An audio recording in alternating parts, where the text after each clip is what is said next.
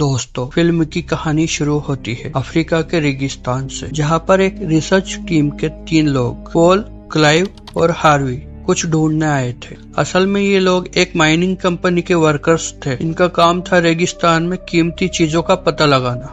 Clive उन्हें हाल ही में ली गई रीडिंग्स दिखाता है, जिसके हिसाब से वहाँ पर एक वोल्केनो पाइप होना चाहिए था और वहाँ उन्हें हीरे मिलने की भी संभावना थी। ये लोग उस लोकेशन पर जाते हैं जहाँ से वो सिग्नल्स मिल रहे थे। वो जगह बहुत अजीब सी थी, क्योंकि वहाँ पर कुछ डंडों पर अजीब से मास्क लगे हुए थे जो दिखने में काफी डरावने थे। फिर आसपास देखने पर उन्हें वहाँ एक बहुत बड़ा पत्थर मिला। इतने बड़े पत्थर का यहाँ पर होना थोड़ा अजीब सा था। उस पत्थर का सैंपल लेने के लिए पॉल आगे बढ़ा और जैसे ही उसने हथौड़ा मारा तो पता चला कि वो जगह खोखली है। नीचे बहुत अंधेरा था। इससे पहले कि वो कुछ देख पाता, कोई चीज उस पर हमला कर देती है और यहाँ पर सीन कट होता है। अब हम कोलंबिया में जैक नाम के एक डेटा एनालिस्ट को देखते हैं, जो कि एक रिसर्च लैब में काम कर रहा था। उस समय लैब के कुछ वर्कर्स एक हाईटेक लैब में फंसे हुए थे, जिसका तापमान तेजी से गिर रहा था। इससे पहले कि ठंड से सभी लोगों की मौत हो जाए, जैक उन सबको बचा लेता है। जैक का बॉस ये देखकर उसकी काफी तारीफ करता है। फिर वो उसे एक लेटर हाथ में थमा देता है, जिसमें लिखा था कि उसका एक दूसरी जगह ट्रांसफर हो गया है, जो कि एक माइनिंग कंपनी थी। वहाँ पर एक टीम के साथ जैक को कुछ लोगों को ढूंढना था और यकीनन ये वही लोग थे जिन्हें हमने फिल्म की स्टार्टिंग में देखा था। कंपनी पहुंचकर वो जॉन और निक्की से मिलता है, जहाँ पर निक्की सबसे पहले उसके सामान को चेक करती है। उसके पास एक मशीन थी जिसके बारे में निक्की नहीं जानती थी, तो जैक बताता है कि ये मशीन जमीन की गहराइयों में चीजों को ढूंढ सकती है। तभी वहाँ पर टाइटस नाम का एक सिक्योरिटी गार्ड आता है, जो एक मरे हुए सांप को भी अपने साथ लाया था, जो उन्हें रेगिस्तान में मिला था और यहाँ सांपों का मिलना बहुत आम बात है। उसके बाद निक्की जैक की एंट्री करने के लिए अपनी डायरी ढूंढ रही थी, लेकिन वो जॉन ने छुपा ली थी। तभी वहाँ पर खड़े कार्ल नाम के एक ऑफिसर को ये बात अच्छी नहीं लगती, जिस वजह से दोनों का झगड़ा हो गया। इसके बाद सभी उस टीम को ढूंढने के लिए निकल गए और ये टीम उन 3 लोगों की थी जिन्हें हमने मूवी के स्टार्टिंग में देखा था। इसीलिए इन लोगों की बड़ी टीम उन्हें ढूंढने के लिए जा रही थी। अब क्योंकि इन्हें नहीं पता कि इस मिशन में उन्हें कितना समय लगेगा, तो ये लोग अपने साथ बहुत सारा सामान और पेट्रोल रख लेते हैं। निकलने से पहले टाइटस के पास एक बूढ़ा आदमी मिलने के लिए आया, जो उसे एक अजीब सा लॉकेट दिखाता है। वो एक मूर्ति थी जो टाइटस ने अपने पास रख ली। इसके बाद टीम अपने सफर पर निकल गई। रेगिस्तान में काफी दूर आने के बाद उन्हें उन 3 लोगों का ट्रक मिल गया, जिसके पास जाने पर उन्हें 2 कंकाल भी मिले। वो समझ गए ये तो क्लाइव और पॉल के हैं। कंकाल देखकर निक्की कहती है कि इनकी मौत को ज्यादा समय नहीं हुआ, तो फिर इनका शरीर कंकाल में कैसे बदल गया। अब कुछ भी समझ में नहीं आने पर वो पुलिस को कॉल करने के बारे में सोचते हैं। तभी कार्ल आकर यह कहता है कि यहाँ पर हार्वे की लाश नहीं है। हो सकता है कि ये दोनों खून उसी ने किए हो, इसीलिए हमें हार्वे को ढूंढना चाहिए। तभी टाइटस उन्हें चिल्लाकर बुलाता है। वो उन सबको कुछ दिखाना चाहता था। वो देखते हैं कि वहाँ किसी के पैरों के निशान थे। उन्हें लगा कि शायद ये हार्वे के पैरों के निशान, इसीलिए ये उन निशानों का पीछा करने लगे। लेकिन एक जगह पहुंचने पर ये देखते हैं कि वहाँ 2 लोगों के पैरों के निशान हैं। आगे बढ़ते हुए वो उस जगह पहुंच गए थे जहाँ पर वही अजीब से मास्क वाले डंडे लगे थे। गौर से देखने पर टाइटस समझ जाता है कि ये मास्क उस लॉकेट की तरह ही है जो उसे उस बूढ़े आदमी ने दिया था। वो समझ गया कि यहाँ कुछ तो गड़बड़ है, इसीलिए वो सबको जल्दी वहाँ से निकलने के लिए कहता है। तभी उनकी ड्राइवर बेका ट्रक लेकर वहां आ गई और वो लोग वहां से आगे बढ़ गए। लेकिन थोड़ा आगे जाने पर उन्हें एक और कंकाल भी मिल गया। कर्ट कहता है कि ये कंकाल हार्वे का है, लेकिन कार्ल को इस बात पर यकीन नहीं था। उसे यही लग रहा था कि हार्वे ही सबका कातिल है। इसीलिए वो मीका को आगे बढ़ने के लिए कहता है, लेकिन मीका इसके लिए मना कर देती है, क्योंकि कुछ ही समय में रात होने वाली थी और वो रात को ड्राइव नहीं करती। उस रात जैक को नींद नहीं आ रही थी। जो कुछ भी उसने आज देखा वो उस सब के लिए परेशान था, इसीलिए वो गाड़ी से बाहर आ गया। वो रेत में सर्फिंग करने लगा ताकि उसकी टेंशन थोड़ी कम हो जाए। खैर, इसके बाद निक्की उसके पास आती है। वो उसको उस डिवाइस को लेकर बात करती है। जैक मशीन को देखता है। उस समय वो आवाज कर रही थी, लेकिन उसे समझ नहीं आता कि वो आवाज क्यों कर रही है। खैर, कुछ देर बातें करने के बाद निक्की अंदर चली गई और हम देखते हैं कि वो जीव जैक पर नजर रखे हुए था, जिस वजह से वो मशीन और भी जोर से बजने लगी, क्योंकि वो उस फ्रीक्वेंसी को कैच कर पा रही थी। जैक को अब भी समझ में नहीं आता कि मशीन ऐसा क्यों कर रही है, क्योंकि ये मशीन उसने डिजाइन की थी पानी ढूंढने के लिए और पानी के अलावा कुछ केमिकल्स भी। तभी वो जीव उसके पास आता है और उसे देखकर तो जैक के होश ही उड़ गए। वो चिल्लाकर सबको जगाता है, लेकिन तब तक वो जीव गायब हो चुका था। वो सबको समझाने की कोशिश करता है, लेकिन कोई भी बिना सबूत के उसकी बात का विश्वास नहीं करता। अब निकी बताती है कि वो कंकाल भी गायब हो गया है और कार्ल इसका इल्जाम जैक पर लगाता है। इस बात पर जैक भड़क जाता है। वो कहता है, मेरा काम डेटा कलेक्ट करना है, मुझे उन हड्डियों के ढांचे में क्या दिलचस्पी होगी। तब टाइटस उन्हें उस जीव के बारे में बताता है जिसकी कहानियां उसने सुनी थी। वो कहता है कि वो रेगिस्तान की रानी है। वो इंसानों और जानवरों से उनके शरीर का मांस खींच लेती है। कार्ल को उसकी ये कहानियां बेतुकी लगती है। वो उसका मजाक उड़ाता है। उसके बाद दोबारा से जैक की मशीन बजने लगी। सिग्नल कुछ दूर से आ रहे थे, इसीलिए कार्ल मीका को सिग्नल की डायरेक्शन में जाने के लिए कहता है, लेकिन मीका जाने से इनकार कर देती है क्योंकि उसकी जिद थी कि वो रात में ट्रक जलाकर अपने साथियों की जान जोखिम में नहीं डाल सकती थी। इसीलिए उन्हें सुबह तक इंतजार करना ही होगा। सुबह होने पर वो निशानों का पीछा करते हुए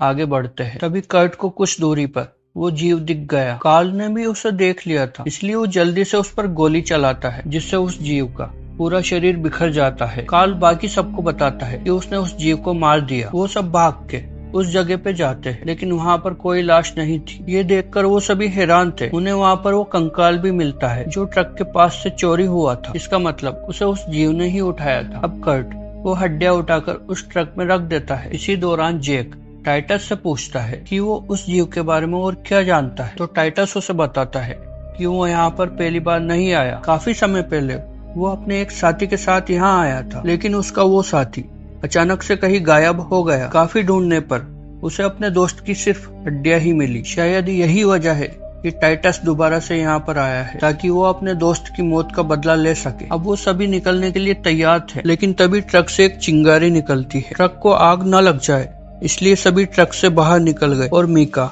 आग लगने से पहले ही उसे बुझा देती है। लेकिन ट्रक खराब हो चुका था और उसे ठीक होने में 1 हफ्ता लग सकता था। इसीलिए मिक्की मदद बुलाने के लिए रेडियो का इस्तेमाल करती है, लेकिन उसे वहाँ पर कोई सिग्नल नहीं मिल रहे थे। अब ट्रक के ठीक होने तक वो सब यहाँ पर फंस गए। थोड़ी देर बाद उन्हें एक प्लेन दिखता है जिसे बुलाने की ये लोग बहुत कोशिश करते हैं, लेकिन प्लेन उन्हें बिना देखे वहाँ से निकल गया और उनकी ये आखिरी उम्मीद भी टूट गई। जैक इन सब से बहुत परेशान था, तो मीका उसे यकीन दिलाती है कि अगर वो 2 दिन तक वापस नहीं लौटेंगे तो कंपनी खुद ही उन्हें ढूंढने के लिए मदद भेज देगी। इसके बाद वो सभी मिलकर वहाँ पर एक टेंट लगाते हैं। वैसे भी इन सब के पास काफी सप्लाईज थी। दूसरी तरफ हम देखते हैं कि जॉन नामी वो ऑफिसर इन्हें ढूंढने के लिए पहले ही निकल चुका था। अब क्योंकि उन्हें उस जीव का खतरा था, इसलिए वो फैसला करते हैं कि सब एक एक करके रात में पहरा देंगे। फिर सबसे पहले कल पहरा देता है। रात में जैक की मशीन फिर से आवाज करने लगी, यानी कि वो जीव उनके आसपास ही था। टाइटस कर्ट को आवाज लगाता है, लेकिन वो कोई भी जवाब नहीं दे रहा था। जब वो उसके करीब गया तो देखता है कि बहुत सारी चींटियों जैसे छोटे छोटे जीव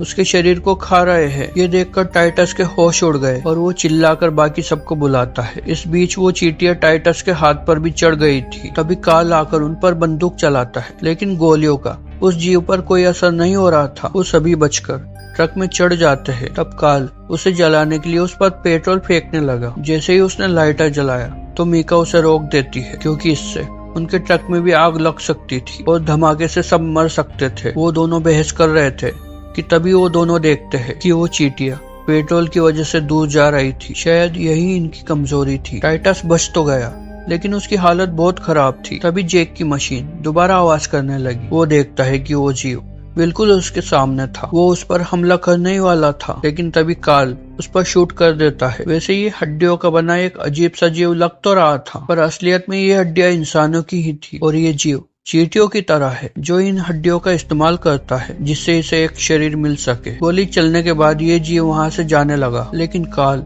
गुस्से में बार बार उस पर गोली चलाता है। जैक उसे रोकने की कोशिश कर रहा था, जिस वजह से उन दोनों में हाथापाई हो गई। तब निकी उन्हें समझाती है कि अगर वो जिंदा रहना चाहते हैं तो उन्हें आपस में नहीं बल्कि उस जीव से लड़ने के बारे में सोचना चाहिए। अब उन्हें मदद की जरूरत थी। मीका टाइटस के साथ रहने का फैसला करती है, जबकि बाकी सब मदद ढूंढने के लिए जाएंगे। टाइटस उन्हें बताता है कि वो रेगिस्तान की रानी दरअसल अपने बच्चों को ढूंढ रही है। अब अगली सुबह कार्ल, जैक और निकी मदद ढूंढने के लिए निकल गए। उन्होंने अपने साथ सुरक्षा के लिए पेट्रोल भी रख लिया था। काफी देर तक चलने के बाद उन्हें कोई मदद नहीं मिली और अब तो उन तीनों की हालत भी खराब होने लगी थी। तभी जैक की मशीन दोबारा से आवाज करने लगी। दरअसल वहाँ पर एक जानवर का कंकाल था जिसके आसपास चींटियां घूम रही थी। जैक उन्हें देखकर बताता है कि इन चींटियों के पास फॉर्मिक एसिड है जो बहुत ही खतरनाक है। इसकी शरीर पर लगने से मांस तुरंत ही गलने लगता है और यही वजह है कि वो जीव इतनी आसानी से लोगों को मार रहा है। तभी उन्होंने देखा कि रेत का एक बहुत बड़ा तूफान इनकी तरफ ही बढ़ रहा है। कोई रास्ता नहीं होने पर वो सभी एक दूसरे का हाथ पकड़कर वहीं पर बैठ गए। तूफान बहुत तेज था मगर किसी तरह तीनों बच गए। इस बीच